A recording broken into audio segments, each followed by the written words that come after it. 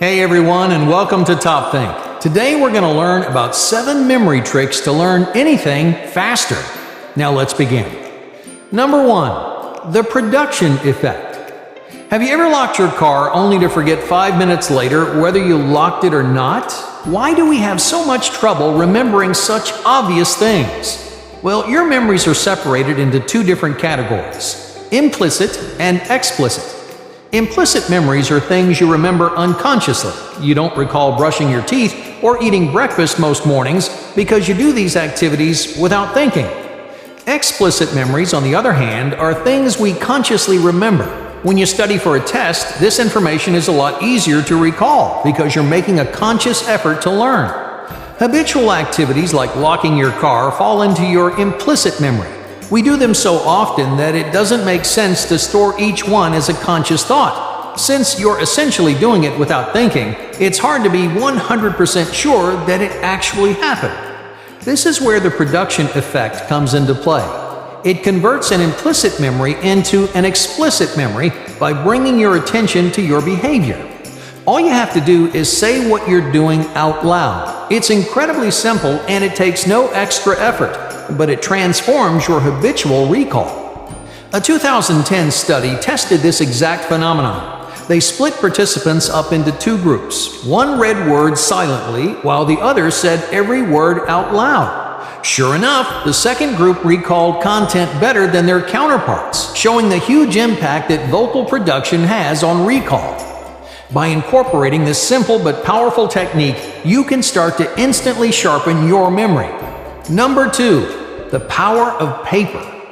Over the years, pencil and paper have fallen out of favor. In most colleges and even some high schools, students are taking notes exclusively on computers. Typing lets you copy down more information at a faster rate. But what if typing your notes is making it harder for you to learn? A 2014 study compared the test scores of students who typed and wrote out their notes. The researchers guessed that the pencil and paper students would perform better. Turns out they were right. Pencil and paper students outperform typing students because of how writing things out interacts with your brain. This older method forces you to spend less time copying and more time processing. Many students can type as fast as their teachers talk. Without realizing it, they do more transcribing than actual learning. Because pencil and paper is slower, you have to constantly condense and restructure new information. In other words, you get a deeper understanding by writing less. Pencil and paper also gets rid of the most detrimental key on the keyboard: delete. You need to be able to make mistakes while you learn. When you type, it's too easy to mindlessly erase errors without understanding what was wrong. On paper, you're forced to make physical corrections. That way, you're learning from your mistakes instead of pretending that they never happened. Number 3. Context cues. Context sharpens your memory because it's encoded alongside the information that you're trying to remember. Well, let's say you want to memorize a presentation for work. While you're practicing a really difficult section, you start eating an apple. Your brain will naturally pair the apple and that part of the presentation in your memory. The apple becomes a sort of cue that you can use to retrieve more complicated information. These contextual cues can take pretty much any shape, but the most common is visual. Another study from 2010 examined the exact role of visual context in memorization. The researchers gave each participant a set of words to remember. Each word was paired with a certain type of picture. Group 1 saw pictures of normal faces, while Group 2 saw pictures of scrambled faces. As the researchers predicted, visual context significantly boosted recall. The first group, who saw pictures of normal faces, had a much easier time remembering their list of words. In each of these examples, there's been a noticeable stimulus, but context cues will work either way. The uniqueness of cues like the apple or the picture didn't actually matter, so you don't have to do a bunch of weird stuff while you study just to improve your memory. Your brain encodes all types of context in the same way, so all you have to do is be aware of your environment. Number 4. Spacing effect. Every student has been told at some point not to cram right before a test, yet we've all done it anyway. You've known about the test for weeks, but try to relearn an entire semester's worth of information in 24 hours. How does this strategy usually play out? Well, you end up only remembering a fraction of what you studied, and your brain gets so overwhelmed and exhausted that it can't perform. According to the director of the Cognition and Education Lab at Dartmouth College, our brain can only retain so much information at one time. We need extended periods of practice to make durable memories. Scientists call this the spacing effect because the space in between practice sessions is what gives our brain the chance to encode and recover. To test this, researchers looked at two different learning techniques: massed practice and distributed practice. Think of massed practice like cramming. After being exposed to a stimulus, you try to retain all of that information by studying it immediately afterwards. And just like cramming, it typically doesn't work. Distributed practice is when you spread the learning process out over several shorter sessions.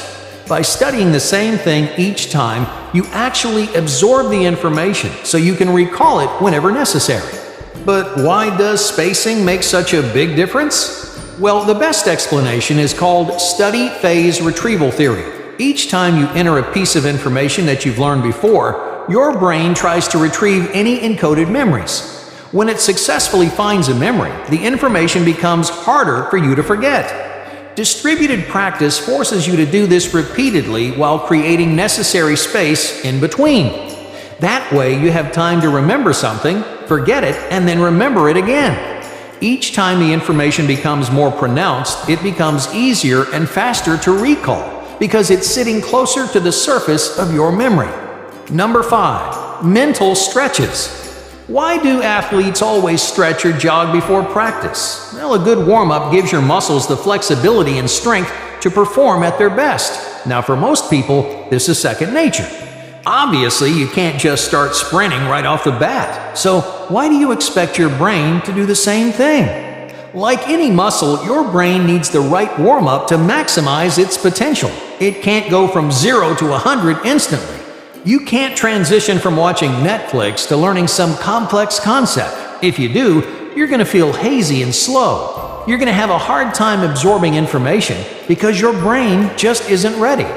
You can use mental stretches to prepare your brain to work, think, and encode memories efficiently. Mental stretches are low-intensity games that gradually get your brain up and running. Concentration is a great example.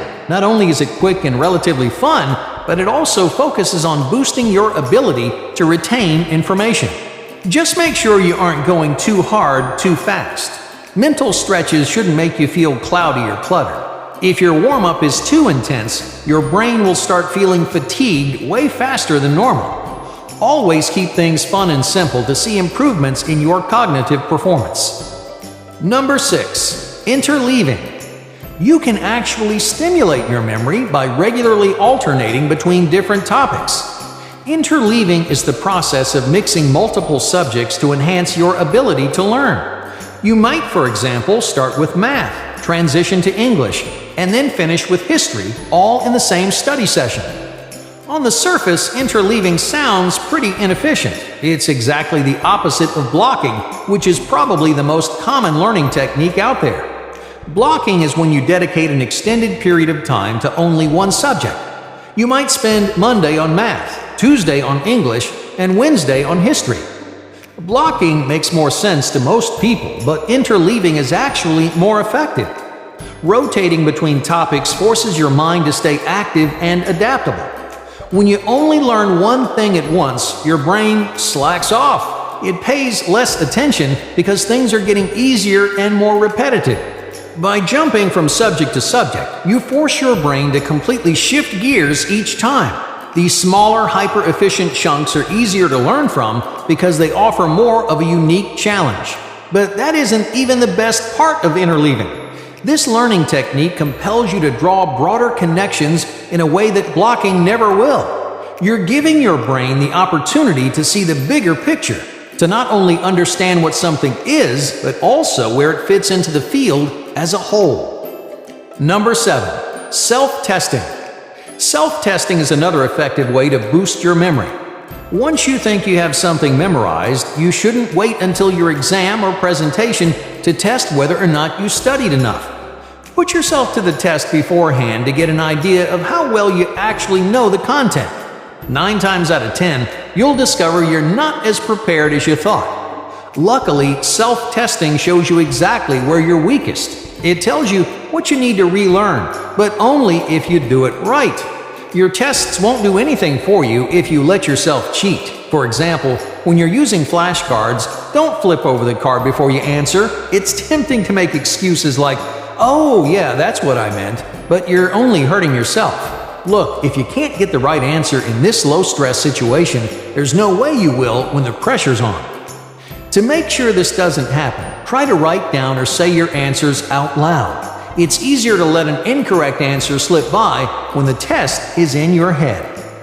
Hey, thanks for watching Top Think, and be sure to subscribe because more incredible content is on the way.